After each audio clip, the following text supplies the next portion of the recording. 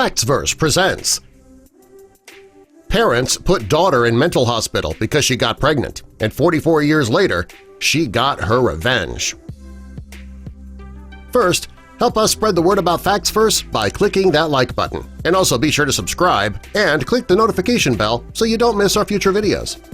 When Julie Mannix von Ziemek was placed in a hospital for the mentally disturbed and criminally insane when she was only 19 years old, she was neither disturbed nor insane. She was placed in the hospital because she was pregnant. Julie was dating a man named Frank, and soon after finding out she was pregnant, she also found out that Frank was married. When her parents found out, they tried to force her to get an abortion.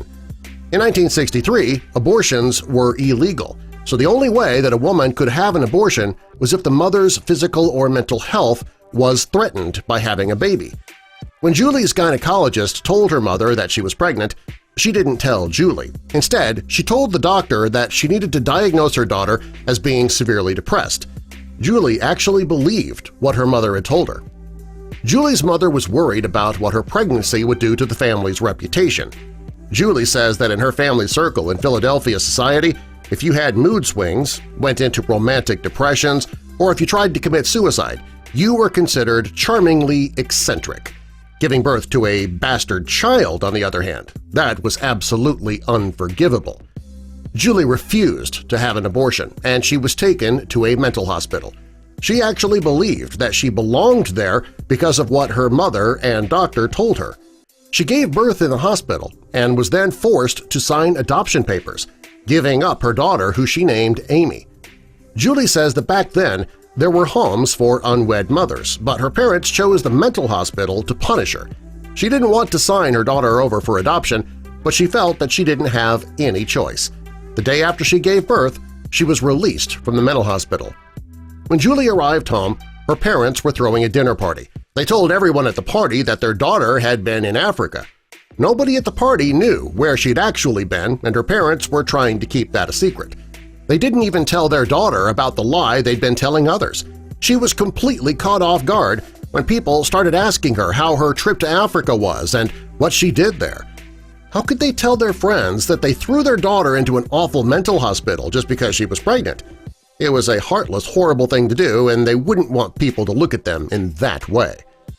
When Julia was released from the hospital, Frank got a divorce, and he and Julie got married in 1965.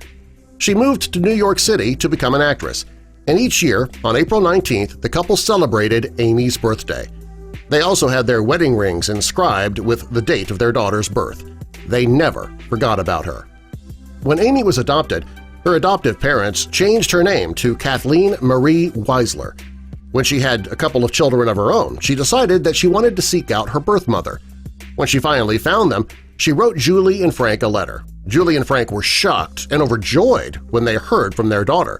They were so happy when she reached out.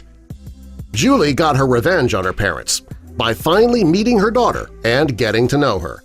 First, they wrote back to Kathleen. Next, they set up a meeting on Skype.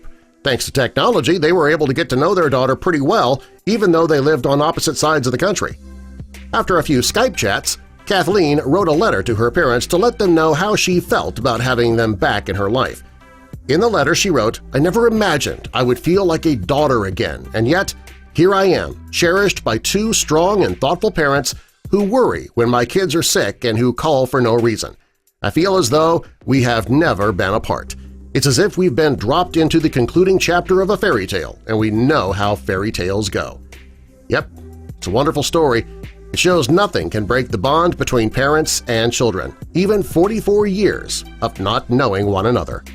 And they lived happily ever after. Subscribe for more.